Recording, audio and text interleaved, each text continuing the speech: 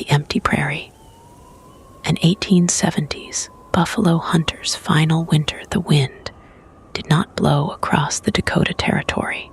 It scraped. It was November of 1878, and the air possessed a physical edge, a serrated cold that cut through woven wool and hardened leather with absolute indifference. Silas Cole sat on an overturned wooden crate outside his shelter, a dilapidated dugout cut into the side of a low, barren hill. He was 54 years old, but the prairie had aged him in dog years, weathering his face into a map of deep ravines and hardened ridges. Before him, stretching out to the bruised purple horizon, lay the sea of bones. Millions of them. Skulls, ribs, femurs, and vertebrae, bleached to a stark, blinding white by the merciless summer sun, now waiting to be buried by the winter snow. The land looked as though it had been violently torn apart and left to rot. A vast graveyard where the tombstones were the remains of the very creatures that had once given the plains their pulse. Silas stared at the white sea, his pale blue eyes watering against the biting wind. He did not blink. He simply watched the calcium ocean, remembering the thunder that used to live here.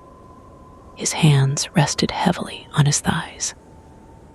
They were massive hands, ruined by decades of black powder, freezing skinning knives, and raw animal fat.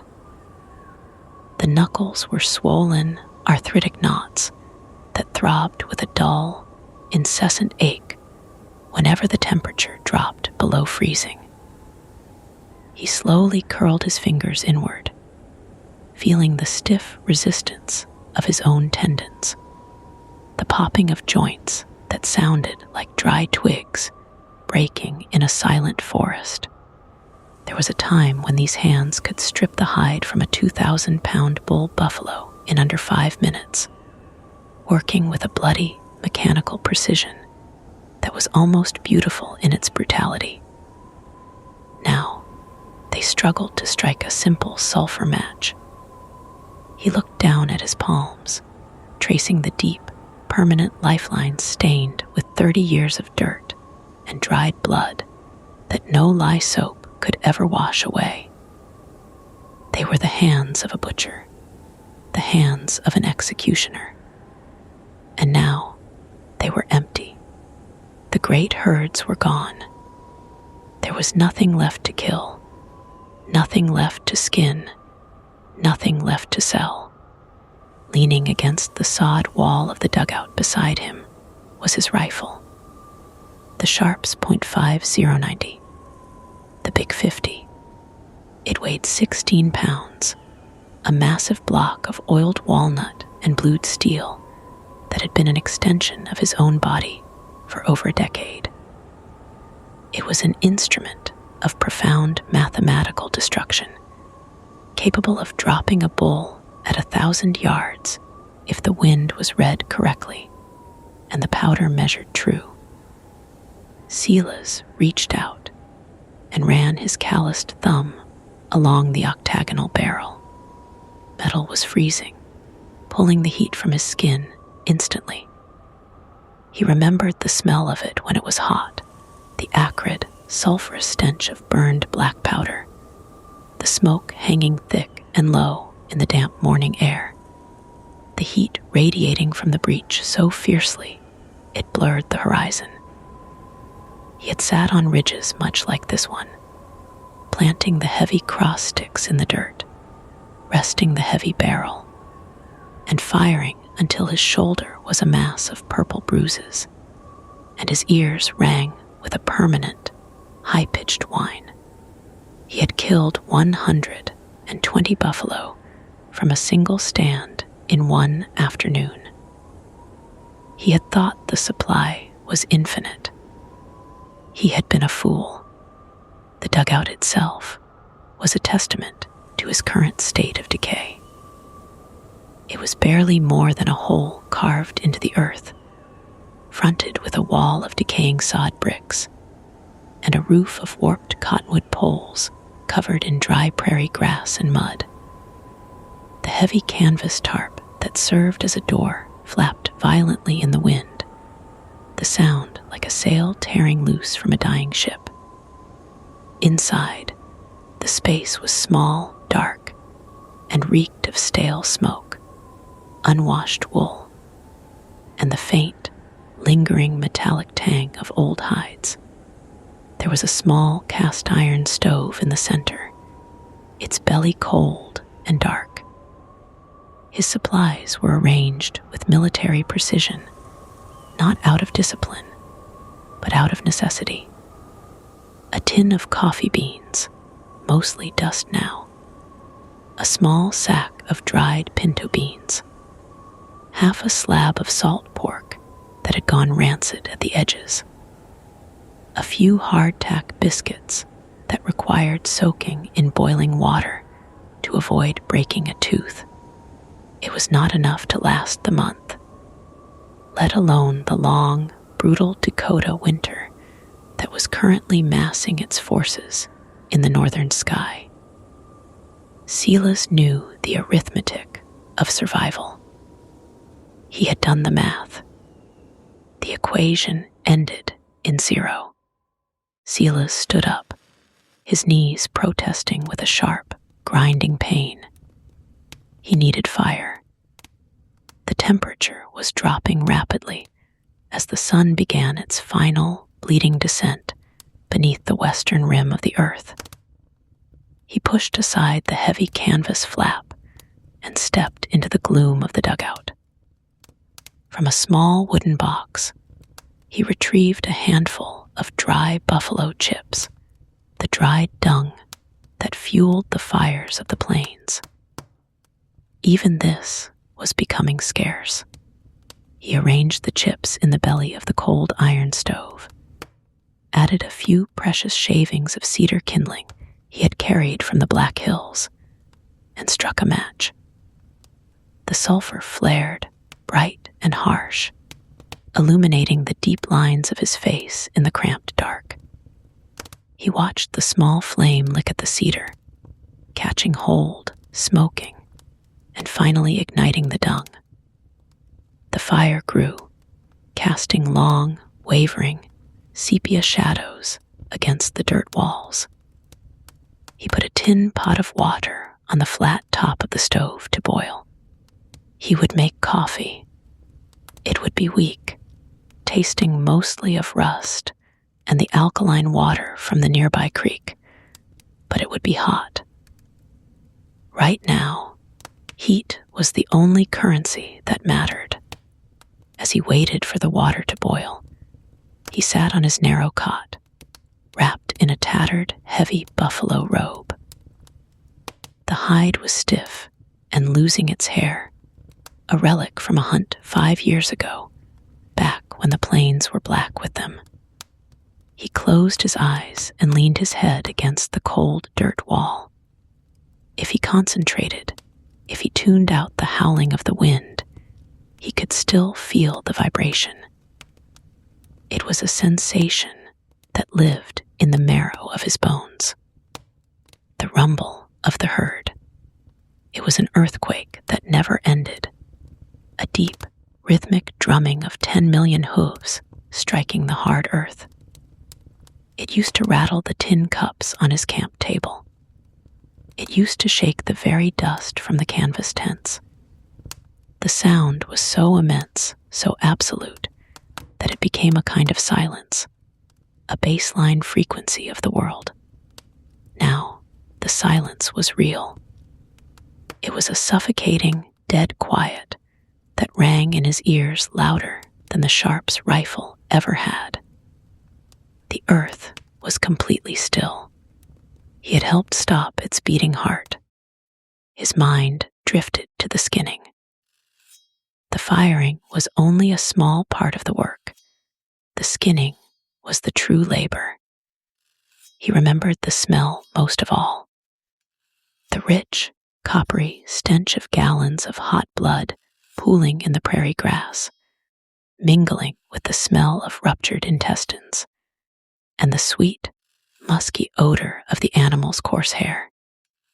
He and his skinners would work like demons in the sun, their arms crimson to the elbows, their clothes stiff with gore. A slit up the belly, cuts down the insides of the legs, peeling the massive hide back with the help of a horse pulling a rope.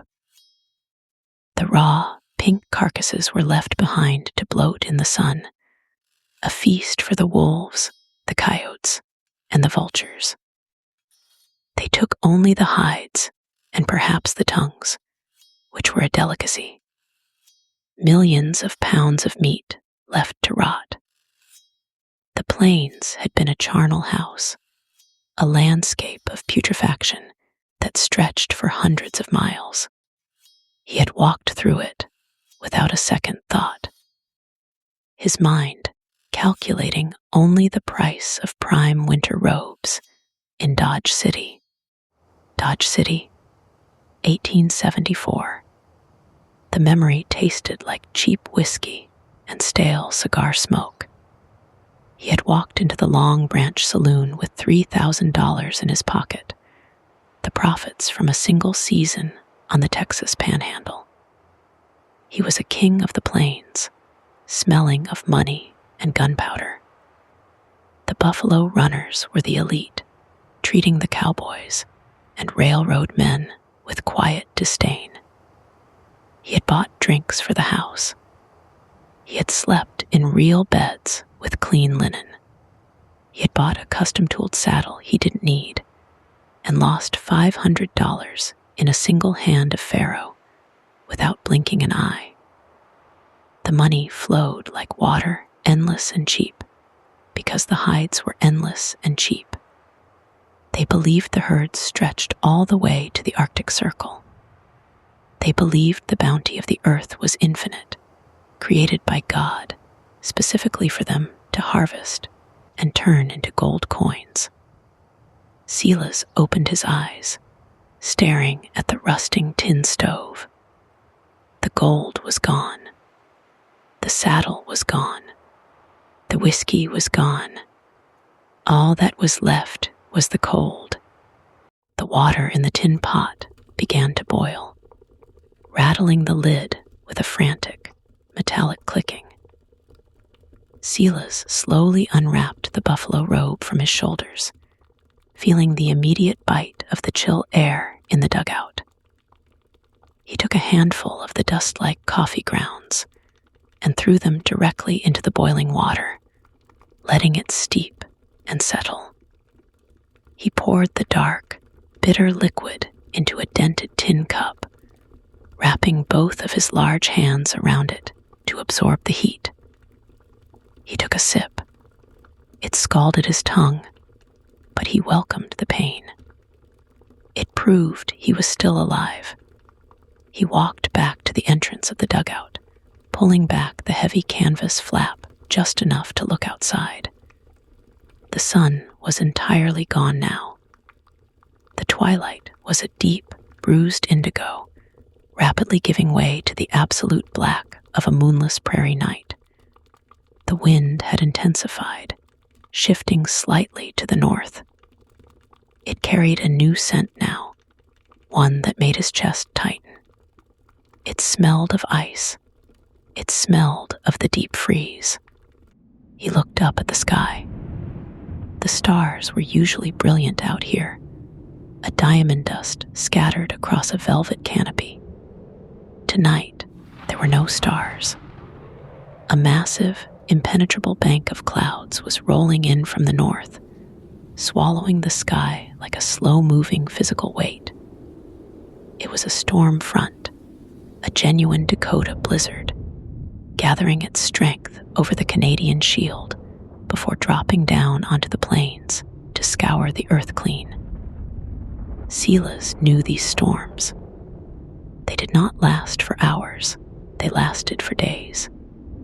They brought blinding whiteouts, temperatures that could freeze a man's eyelids shut, and snowdrifts high enough to bury a cabin. A man caught outside in such a storm without shelter would be dead in 2 hours, his blood turning to slush, his mind slipping into a warm, deceptive lethargy before the final, freezing sleep. Silas looked at his pile of buffalo chips. He looked at his ragged canvas flap. He looked at his own aging body. The arithmetic of survival shifted again. He thought of his horse, an Old Roan gelding named Buster. He had turned the horse loose 3 weeks ago. It was the hardest thing he had done all year. He had no grain left, and the prairie grass was dead and buried under the frost. To keep the horse tied to the dugout would have been a slow, cruel execution by starvation.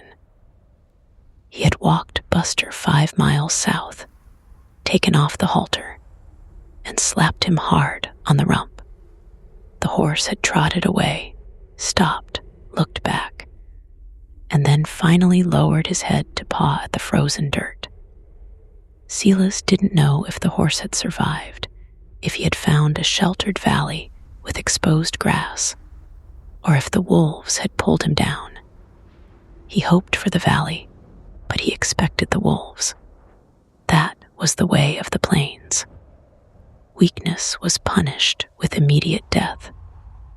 There was no malice in it, only a brutal mathematical efficiency.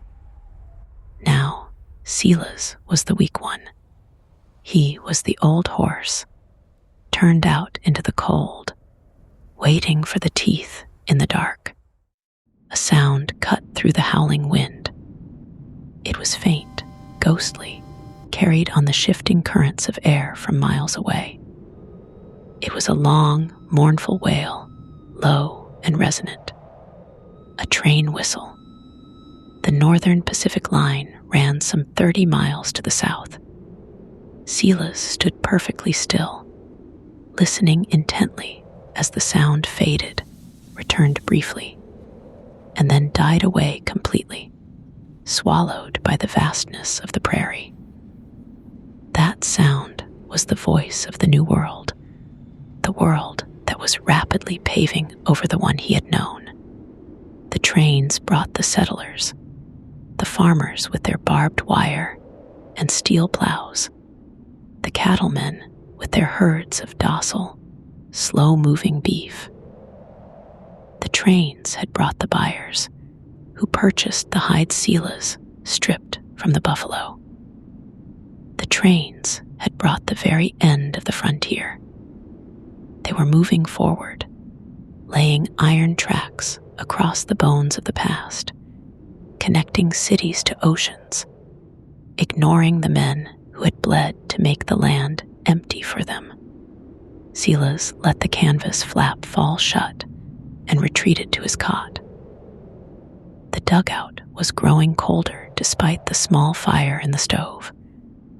The heat was being sucked through the dirt walls, through the roof, stolen by the massive heat sink of the freezing earth outside.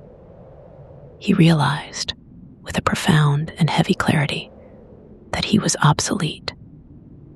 He was a relic, a piece of living history that had outlived its era. He was no different from the bleached skulls littering the prairie above him. The world did not need buffalo hunters anymore, because there were no more buffalo. The skill of hitting a moving target at 800 yards, the knowledge of how to read the wind and the migration patterns, the ability to endure months of isolation and filth, all of it was worthless now. He had spent his entire life mastering a trade that had fundamentally destroyed itself. He had eaten his own seed corn. He had hunted his own purpose into extinction. His stomach rumbled, a deep, hollow cramping that twisted his guts. Hunger. not the polite appetite of a man waiting for supper, but the gnawing, acidic ache of a body beginning to consume itself for fuel. He had been rationing his food for a month, eating just enough to keep his heart beating, but it was not enough to maintain heat. The cold required calories, and he had none to give. He looked at the half slab of rancid salt pork hanging from a wire to keep it away from the mice. Boil it, eat the fat, try to extract some energy from the grease. But the thought of it turned his stomach. He was tired of surviving. He was tired of the constant, grinding effort to simply exist until the next sunrise. What was he surviving for? To sit in the dirt and wait for spring, so he could walk into a town that didn't know him and beg for sweeping work in a saloon. The pride of the buffalo hunter flared in his chest, a brief, hot ember in the cold dark. He would not beg. He would not be pitied by men who had never seen the plains when they were alive. He lay back on the cot, pulling the heavy, stiff buffalo robe up to his chin. The cold was seeping into his joints, a deep, heavy ache that settled in his knees, his lower back, and the old bullet wound in his left shoulder, a souvenir from a skirmish with a Comanche hunting party a decade ago. Every injury he had ever sustained in his violent life was waking up, complaining, demanding attention. His body was a ledger of his sins and his survivals, and the final tally was coming due. He stared at the ceiling of the dugout, watching a small clump of dry dirt break loose and fall onto the floor. The earth was trying to reclaim the space, trying to fill in the hole he had dug. It wanted to be flat and unbroken again. It wanted to erase him. He closed his eyes, and the sound of the wind outside seemed to change. It was no longer just the rushing of air. It began to sound like voices, like breathing, like the low, guttural grunting of a herd settling down for the night in the tall grass. New men who had turned to bone picking. When the hides were gone, the bone buyers came. They paid $8 a ton for the bleached skeletons of the buffalo.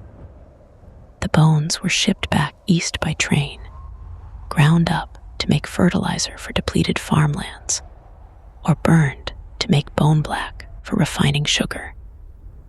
Silas had seen the bone pickers, driving their rickety wagons across the plains, gathering up the skulls and ribs, stacking them at the railroad sidings in massive, macabre pyramids that stood 20 feet high. It was a scavenger's trade, picking over the carcass of the old world to feed the machines of the new one. Silas had refused to do it. It felt like a desecration, a final, ultimate insult to the creatures he had spent his life killing. He was a hunter, not a scavenger. He would not sell the bones of his victims to sweeten the tea of city dwellers in Boston. His pride had kept him from the bone wagons, and his pride was now starving him to death in a dirt hole. The fire in the stove began to die. The buffalo chips burned hot but fast, leaving only fine gray ash. Silas watched the red glow through the draft door slowly fade, the shadows in the dugout lengthening, closing in around him like dark water. He did not get up to add more fuel. He simply watched the light die. The cold advanced immediately, pressing against him, numbing his nose, his cheeks, his ears. He could feel his heart beating, a slow, steady thud against his ribs. It felt isolated, a solitary drum in a vast, empty hall. He wondered how long it would take. The human body was surprisingly resilient, capable of enduring terrible suffering before it finally surrendered. But the cold was merciful, in a way. It would eventually numb the pain of the hunger. It would slow his thoughts, bring on a heavy, irresistible drowsiness. He would simply fall asleep and never wake up. It was a clean death, a quiet death, far better than a Comanche arrow or cholera in a filthy frontier town. As the darkness became absolute, Silas's mind began to slip its moorings. The edges of reality frayed. The howling wind outside transformed entirely into the roar of the herd. He could smell them in the dugout, the dust, the musk, the hot blood. He opened his eyes, but saw only blackness. Yet, in his mind, the dugout walls fell away. He was standing on the open prairie under a blazing summer sun. The grass was waist-high and green, waving like an ocean. And they were coming. A solid wall of dark brown muscle and black horns, stretching from horizon to horizon, moving toward him with unstoppable momentum. He could feel the ground shaking, tossing him on his feet. He looked down at his hands. He was not holding his Sharps rifle. He was empty-handed. He stood in the path of the great herd, completely defenseless, feeling no fear, only a profound sense of awe. They rushed past him, massive bodies brushing his shoulders, their breath hot and damp. They were ignoring him. They were moving past him, moving into the past, taking the world with them. He jolted awake, shivering violently. His teeth chattered together with a sharp, clicking sound. The dugout was freezing. The illusion was gone, replaced by the brutal reality of the dark, dirt-walled grave. The storm had hit. He could hear the snow lashing against the canvas flap, a dry, hissing sound like sand blown across glass. The wind was a physical force, shaking the cottonwood roof poles, threatening to tear the shelter apart. Silas sat up. His body felt incredibly heavy, as if his bones had turned to lead. The shivering was uncontrollable, his muscles spasming in a desperate, automatic attempt to generate heat. He knew what this meant. Hypothermia was taking hold. The decision point had arrived. He could stay on the cot, wrap himself tighter in the failing robe, and fight a losing battle in the dark, dying a slow, shivering death like a trapped animal. Or he could choose. Silas Cole threw off the buffalo robe. He stood up, his legs shaking, his breath visible even in the pitch black of the dugout. He felt along the wall until his hand brushed the heavy canvas of his coat. He put it on, buttoning it with stiff, clumsy fingers. He reached for his hat and pulled it down low over his eyes. He did not reach for his rifle. The Sharps .5090 would stay here, leaning against the dirt wall, waiting to rust. He had no use for it where he was going. He walked to the entrance and pushed his shoulder against the heavy canvas flap. It was stiff, frozen solid by the driven snow. He pushed harder, using his weight, and the flap broke open with a crack of fracturing ice. He stepped out of the dugout and into the maw of the blizzard. The impact of the storm was staggering. The wind hit him like a physical blow, nearly knocking him backward. The air was entirely white, a chaotic, swirling maelstrom of snow that completely obliterated the world. There was no sky, no horizon, no earth. There was only the screaming white void. The cold sliced through his coat instantly, stealing his breath, freezing the moisture in his nose and eyes. He had to turn his back to the wind just to draw air into his lungs. The snow was already knee-deep, drifting heavily against the hillside. Silas took a step away from the dugout, then another.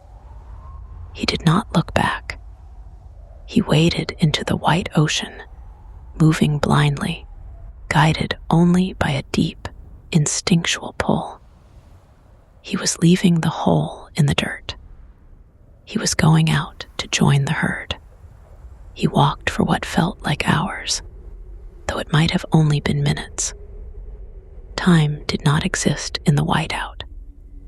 Every step was a monumental effort, dragging his heavy boots through the accumulating drifts.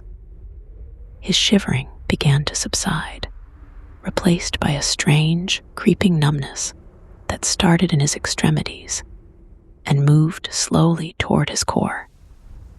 His thoughts became sluggish, disjointed fragments of memory flashing like lightning in a dark sky. The smell of Dodge City, the recoil of the rifle, the taste of hot coffee, the sound of the wind. He stumbled over something hidden beneath the snow. He fell heavily to his knees, his hands sinking into the freezing powder. He brushed the snow away from the obstacle. It was a skull, a massive buffalo skull, the bone white and smooth, the short, curved horns black against the snow. He rested his gloved hand on the broad forehead of the skull. He did not get up. He crawled forward, pushing the snow aside. More bones, ribs curving out of the snow like the skeletal fingers of a buried giant, femurs thick as tree branches, a landscape of death, hidden by the falling snow, but Silas knew they were there. Millions of them. He was surrounded by his own legacy. He dragged himself to a large cluster of bones, a pile where 3 massive bulls had fallen together. He wedged himself among the ribs, pulling his knees to his chest, leaning his back against a massive skull. The wind howled over him, the snow quickly beginning to cover his dark coat, burying him alongside the creatures he had slaughtered. He closed his eyes. The pain was gone. The biting, agonizing cold that had tortured him for weeks suddenly vanished. It was replaced by a spreading sensation of warmth, a profound, glowing heat that radiated from his chest outward, wrapping him in a comfortable, heavy blanket. It was the final deception of the freezing brain, the false spring of hypothermia. But Silas did not care. It felt wonderful. He felt lighter than he had in years. The roaring of the blizzard faded into a dull, rhythmic thrumming, the drumming of hooves. It was returning. The ground beneath his back began to vibrate. He smiled, his cracked lips parting, ice forming on his mustache. He was no longer Silas Cole, the old man starving in a dirt hole. He was a hunter on the Great Plains, and the thunder was rolling toward him. The snow fell relentlessly, covering the bones, covering the prairie, covering the man sitting among them. By morning, the blizzard would pass, leaving a brilliant, clear sky and a landscape of unbroken, blinding white. The dugout would be buried, a mere lump on the side of a hill. The sea of bones would be hidden beneath a deep, pure mantle of winter. There would be no sign of the violence that had occurred here, no sign of the blood, no sign of the hunter. only the silence. A vast, deep, absolute silence, stretching from horizon to horizon, undisturbed by the crack of a rifle or the rumble of a herd. The prairie was empty at last, entirely and completely empty, clean and still under the Dakota sun. The long winter had finally begun. Thank you for watching to the end. I really appreciate it. Bye-bye, my friends.